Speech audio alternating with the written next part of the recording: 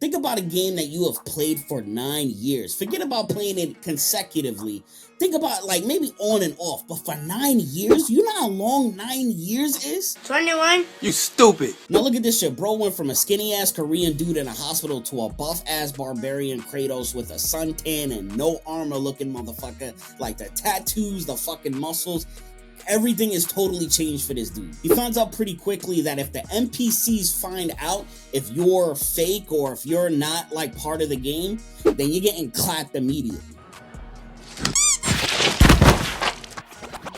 YouTube, what's goody? Today we are doing a review of a manhwa that is available on Webtoons. It's called Surviving the Game as a Barbarian. Story is by Jung Yoon Kang.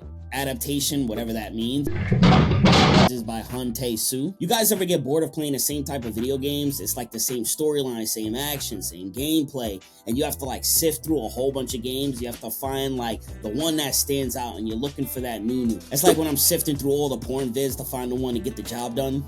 What?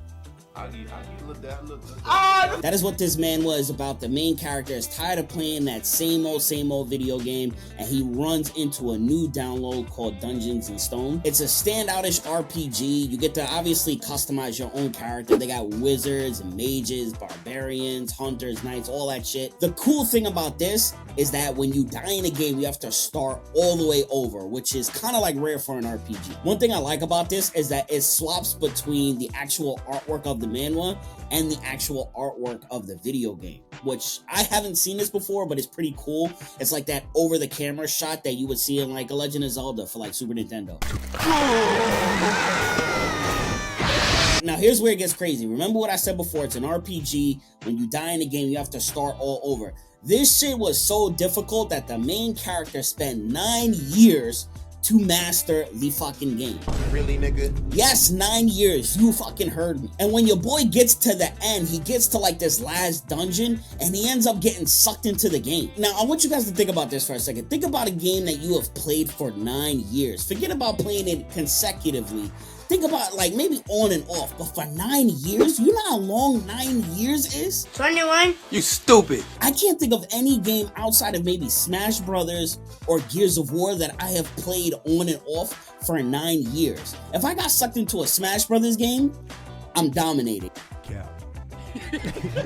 Like that's finna be a breeze. That's gonna be easy. Now look at this shit. Bro went from a skinny ass Korean dude in a hospital to a buff ass barbarian Kratos with a suntan and no armor looking motherfucker. Like the tattoos, the fucking muscles. Everything is totally changed for this dude. Now I'm not sure this dude had a name in the beginning, but his new name in the fucking video game is Bjorn. That is not a fucking barbarian name. I don't know what it is. Now, what you're starting to figure out is that there's NPCs in the game, but there's also other people that are sucked into the game as well. He finds out pretty quickly that if the NPCs find out if you're fake or if you're not like part of the game, then you're getting clapped immediately. Hey, here's the trick part. Bjorn doesn't know if you die in the game, do you die in real life? So now he has to really play it cautious to not even break character, but also not to fucking die regularly in the game. So me reading the first 4 chapters, what I'm seeing is that Bjorn is actually using his experience playing this fucking game for 9 years, but now using it to help him with the live action version, whatever you want to call it. So for example, right, he has to pick his first weapon to use.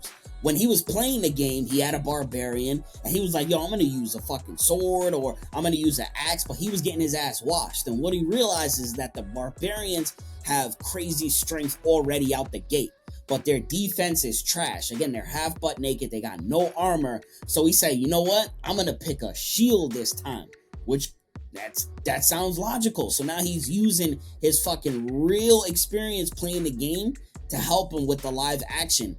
But it doesn't always go quite the way that he wants it to go. There are a lot of decisions that he makes that's like, yo, like you wouldn't notice if you didn't fucking like play this for 9 years. But there's some stuff that's a little bit different, which I like. I'm gonna stop it here. I want you guys to go check this out. If you're into RPGs, Elden Ring, Final Fantasy, shit like that, and then combining it with anime or manhwa, this is right up your alley.